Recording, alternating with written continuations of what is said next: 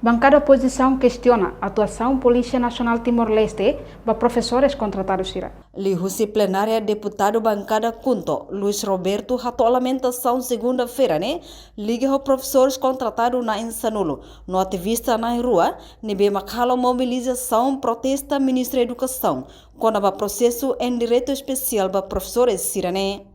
Excelência Sirahuto, dia semana passada, a professora contratados alocação pacífica e a área do Ministro da Educação, onde existe na direito, deve falar com o Ministro da Educação, senhor Bruce de Jesus, consta em artigo 40 da Constituição do MTL, mas não é nesse trabalho, nós devemos participar da libertação pátria do ICUS mais, esta independência, tornar a minha MTL, mas infelizmente esta repressão dos aparelhos do Estado, minha maneira de MTL, corredores SIA para detenção e a detenção, escuta PNTL, Veracruz, Coronel, senhor vice-ministro. A nossa professora SIA, existe SIA de direito, vai ver, por filha fala para detenção.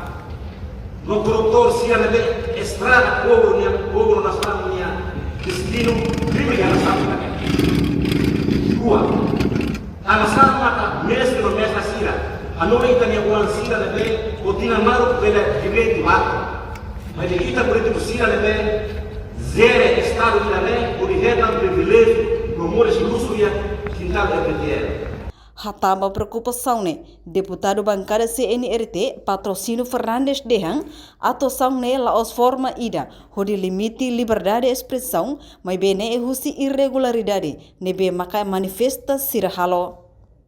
Enquanto vice-ministro Assuntos Parlamentares, Adérito Hugo da Costa Hateteng, governo continua na coloque rona entidades serem problema, mas la bele prejudica a ordem pública.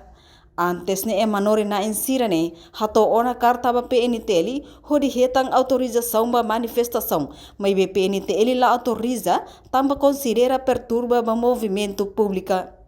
Tuirlei halo manifestação tem que do quase metro atus ida, husi edifício Ministério da Educação.